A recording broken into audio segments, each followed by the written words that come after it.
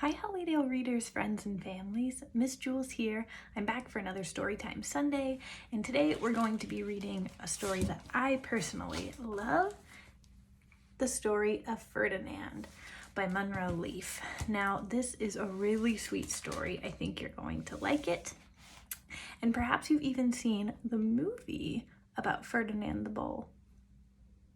It's kind of new, so you might have seen it before.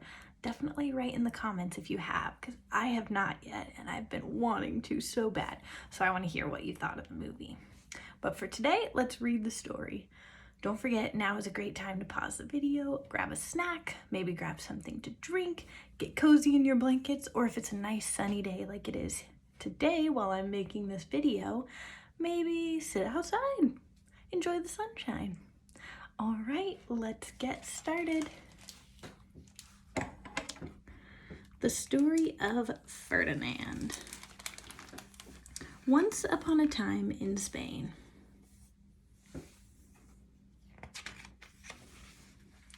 There was a little bull, and his name was Ferdinand. All the other little bulls he lived with would run and jump and butt their heads together. But not Ferdinand. So cute. He liked to sit just quietly and smell the flowers. He had a favorite spot out in the pasture under a cork tree. It was his favorite tree, and he would sit in its shade all day and smell the flowers. Sometimes his mother, who was a cow, would worry about him. She was afraid he would be lonesome all by himself. "Why don't you run and play with the other little bulls and skip and butt your head?" she would say. But Ferdinand would shake his head. "I like it better here where I can just sit quietly and smell the flowers."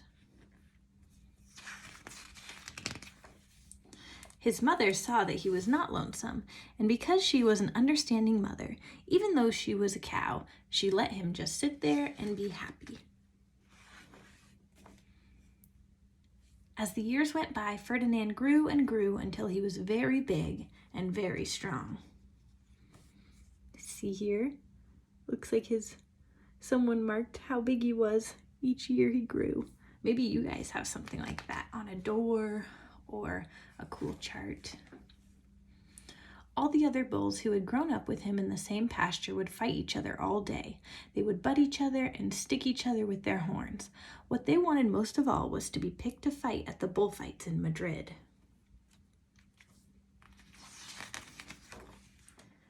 But not Ferdinand. He still liked to sit just quietly under the cork tree and smell the flowers. One day, 5 men came in very funny hats to pick the biggest, fastest, roughest bull to fight in the bullfights in Madrid. All the other bulls ran around snorting and butting, leaping and jumping so the men would think that they were very, very strong and fierce and pick them. Ferdinand knew they wouldn't pick him and he didn't care, so he went out to his favorite cork tree to sit down. He didn't look where he was sitting, and instead of sitting on the nice cool grass in the shade, he sat on a bumblebee. Well, if you were a bumblebee and a bull sat on you, what would you do? You would sting him, and that is just what the bumblebee did to Ferdinand. Wow, did it hurt! Ferdinand jumped up with a snort. He ran around puffing and snorting, butting and pawing the ground as if he were crazy. The 5 men saw him, and they all shouted with joy. Here was the largest and fiercest bull of all, just the one for the bullfights in Madrid. So they took him away for the bullfight day in a cart. What a day it was! Flags were flying, bands were playing, and all the lovely ladies had flowers in their hair. They had a parade into the bull ring. First came the banderilleros with long, sharp pins with ribbons on them to stick in the bull and make him mad. Next time, the picadores, who rode skinny horses, and they had long spears to stick in the bull and make him madder. Then came the matador, the proudest of all. He thought he was very handsome and bowed to the ladies. He had a red cape and a sword and was supposed to stick the bull last of all. Then came the bull, and you know who that was, don't you? Ferdinand. They called him Ferdinand the Fierce, and all the banderos were afraid of him, and the picadores were afraid of him, and the matador was scared stiff. Ferdinand ran to the middle of the ring, and everyone shouted and clapped because they thought he was going to fight fiercely and butt and snort and stick his horns around.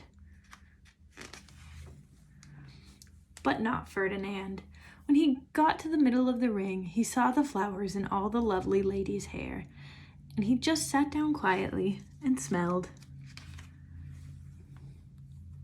He wouldn't fight, and he wouldn't be fierce no matter what they did. He just sat and smelled, and the banderillos were mad, and the picadores were madder, and the matador was so mad he cried because he couldn't show off with his cape and sword. So they had to take Ferdinand home. And for all I know, he is sitting there still under his favorite cork tree, smelling the flowers just quietly.